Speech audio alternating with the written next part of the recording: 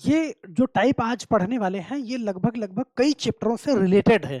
ये आपको साधारण ब्याज में देखने को मिलेगा, मिश्रण में देखने को मिलेगा, लाभ-हानि में तो आज आप देखने ही जा रहे हैं। तो ये कहाँ-कहाँ लग सकता है, आप इसको बहुत ध्यान से देखिएगा, ये आपके लिए बहुत ज़रूरी है। यहाँ पे देखते हैं कि जो क्वेश्चन आपके सामने है कि एक व्यक्ति ने 2 घड़ियाँ ₹1500 में खरीदा, एक को उसने 12% लाभ पे और दूसरे को 18% लाभ पे बेचा। कुल मिलाकर उसको लाभ हुआ 15% का, तो घड़ियों का अलग-अलग क्रय मूल्य ज्ञात कीजिए। तो इस टाइप के सवाल को हम बड़े ही आसानी के साथ हल करना सीखेंगे, वो भी विदिन सेकंड में। चलिए, वीडियो की शुरुआत हम करते हैं, लेकिन उससे पहले आप लोगों का कमेंट ले लेते हैं, जो हर वीडियो में हम ज़रूर लेते हैं। पिछले वीडियो में जो क्वेश्चन पूछा गया था उसका जवाब सही जवाब बहुत सारे लोगों ने दिया था। क्वेश्चन था कि चीनी का भाव 25% घट गया, फिर ₹480 में 10 किलोग्राम चीनी अधिक मिलती है। चीनी का नया और पुराना भाव, यहाँ पे बहुत सारे लोगों ने आंसर दिया है। नितिन जायसवाल जी ने दिया है और निखिल कुमार, सर ये तो आप एक ही ट्रिक से आंसर ला दिए, बेसिक कॉन्सेप्ट भी समझा दीजिए। तो बिल्कुल मैं आगे कोशिश करूंगा कि बेसिक कॉन्सेप्ट भी साथ में आपको समझाऊं। अहसन खान, सुमन कुमार और सुमन कुमार, यहाँ पे शुभम जी, रवि मिश्रा जी और संजीव कुमार सिंह, आपका भी आंसर सही है। और देवर्षि, आपका भी आंसर बिल्कुल सही है। और अवनीश कुमार जी का भी आंसर बिल्कुल सही है। चलिए हम आगे बढ़ते हैं और आज का पहला क्वेश्चन आपके सामने लेके आते हैं। देखना कि एक व्यक्ति ₹1500 में 2 घड़ियों को खरीदकर 12% लाभ पर और 18% लाभ पर बेच देता है।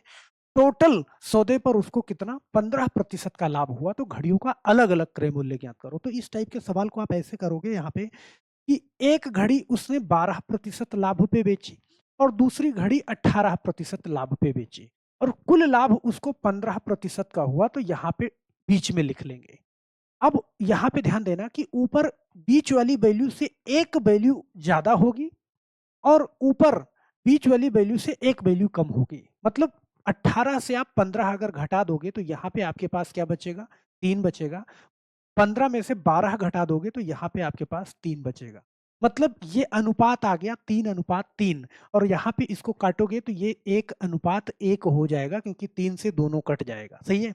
तो एक हिस्सा पहले वाले घड़ी का है, दूसरा हिस्सा दूसरे वाले घड़ी का। तो एक और एक यहाँ पे 2 हिस्सा बनेगा टोटल अमाउंट का। टोटल अमाउंट आपके पास कितना है, 1500 रुपया।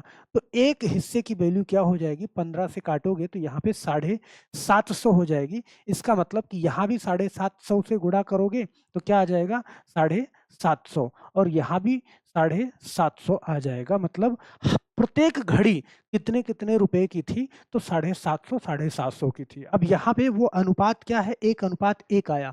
आगे वाले सवाल में आप देखेंगे कि ये अनुपात अलग अलग आएंगे। बात समझ रहे हैं। चलिए एक सवाल और लेते हैं कि आपको कोई दिक्कत ना हो। जैसे ये सवाल आपके सामने है, बड़े ध्यान से इसको पढ़ना। कह रहा है कि एक फर्नीचर निर्माता 10,000 रुपया में 2 अलमारियां तैयार किया। उसने एक को 15% लाभ पे, दूसरे को 10% लाभ पर बेचा। इस प्रकार दोनों पर उसे 12% का लाभ हुआ। तो प्रत्येक अलमारी की लागत कीमत क्या है। तो यहाँ पे बहुत आराम से आप क्या करोगे, पहले आपने लिखा कि 15%, पहली अलमारी को 15% लाभ पर और दूसरी अलमारी को उसने 10% लाभ पर बेचा और टोटल उसको लाभ हुआ कितने का, यहाँ पे 12% का। तो 12 आपने बीच में रख लिया।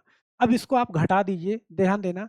12 में से 10 घटाओगे तो यहाँ पे कितना आएगा, 2 आएगा। और 15 में से 12 घटाओगे तो यहाँ पे कितना आएगा, 3 आएगा। मतलब कि दोनों का जो अनुपात निकला वो 2:3 निकला। अर्थात आप कह सकते हैं कि उनके मूल्यों के बीच में या उनके प्राइस के बीच में 2:3 का अनुपात है। तो 3 और 2, टोटल हिस्सा बनेगा कितना, यहाँ पे 5 हिस्सा बनेगा।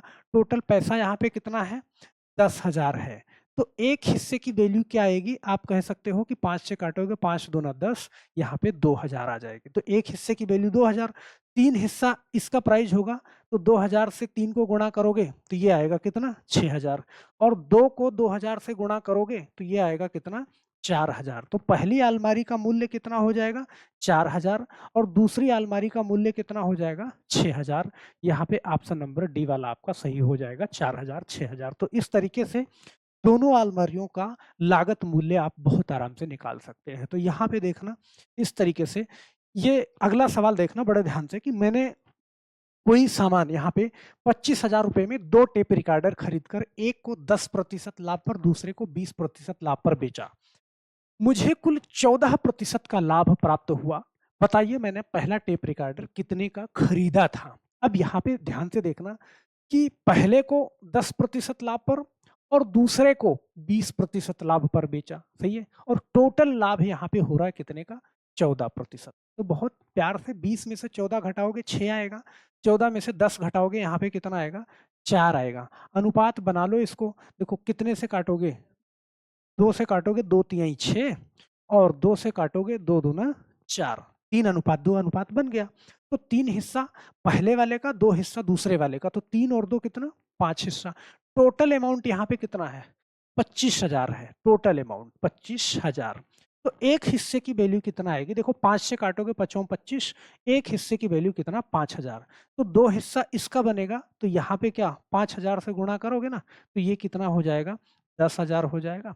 और ये कितना हो जाएगा? अगर इसको 5,000 से गुणा करोगे तो ये हो जाएगा कितना? 15,000।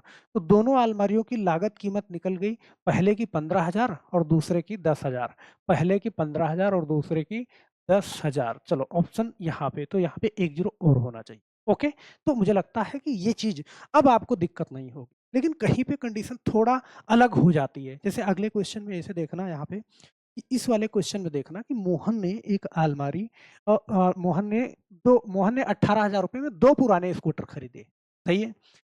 एक को 25% लाभ पर और दूसरे को 25%, एक को 25% लाभ पर और दूसरे को 20% लाभ पर। अब इस कंडीशन पे कुल मिलाकर ना तो कोई लाभ होता है और ना ही कोई हानि होती है। तो यहाँ पे ध्यान देना, हम यहाँ पे 25 लिखेंगे क्योंकि पहले को 25% लाभ पर बेचा था और दूसरे को कितना? 20% लाभ पर बेचा था। तो ना तो कोई लाभ हुआ ना तो कोई हानि हुई। आप घटाओगे जरूर यहाँ पे, लेकिन देखो 25 में से 0 घटाओगे तो यहाँ पे क्या आएगा? 25 आएगा और यहाँ पे क्या आ जाएगा? 20 आ जाएगा। सेम इस कंडीशन पे अब इसको अनुपात बनाओगे ना, तो 5 चौका 20 और यहाँ पे 5 25, ये 4 अनुपात 5 हो जाएगा, सही है? घबराने की कोई जरूरत नहीं नॉर्मली। तो 5 4 कितना? 9। टोटल हिस्सा बनेगा कितना? 18,000 में, सही है? तो एक हिस्से की वैल्यू कितना हो जाएगी? देखो 9 से काटोगे 9 दूना 18, एक हिस्से की वैल्यू 2,000। तो 2,000 में 5 का गुणा करोगे तो कितना हो जाएगा? 5 दूनी 10,000, ये हो जाएगा। और 4 में गुणा करोगे इसका तो 2 चौके 8,000 इसका हो जाएगा। मतलब 8,000 और 10,000। ऑप्शन नंबर कौन सा सही हो जाएगा आपके पास? बी वाला, डी वाला सही हो जाएगा, सही है? तो मुझे लगता है कि इस क्वेश्चन में आपको दोबारा कभी भी दिक्कत नहीं होगी। और मैंने 3-4 क्वेश्चन बैक टू बैक कराए, तो आपको दोबारा इसको लगाने की जरूरत भी नहीं पड़ेगी, आप यही सीख गए होगे, सही है? बस इतने से आपका काम चल जाएगा, दोबारा बहुत ज्यादा इसकी प्रैक्टिस भी नहीं करना पड़ेगा। अगर आप सीख गए हैं तो फिर ये आपके सामने एक क्वेश्चन है, इसका जवाब आप कमेंट बॉक्स में जरूर करिएगा कि एक व्यक्ति के पास 100 केजी चीनी थी। ध्यान देना, थोड़ा सा अलग हटके कि कितना आप सीखे हो। 100 केजी चीनी थी, कुछ भाग 7% लाभ पर, बाकी भाग 17% लाभ पर बेचा। ऐसा करने में उसे संपूर्ण पर 10% का लाभ प्राप्त हुआ, सही है? तो कह रहा है 7% लाभ पर उसने कितनी चीनी बेची? बोलो। तो मुझे नहीं लगता कि इसमें कोई दिक्कत आने वाली है, बहुत आराम से आप इसको लगा लोगे। आप अपना कमेंट नीचे कमेंट बॉक्स में जरूर डालिएगा और आप एक बार ये अपनी राय भी जरूर दीजिएगा, क्योंकि लगभग लगभग ये एक आध टाइप का और बचा होगा।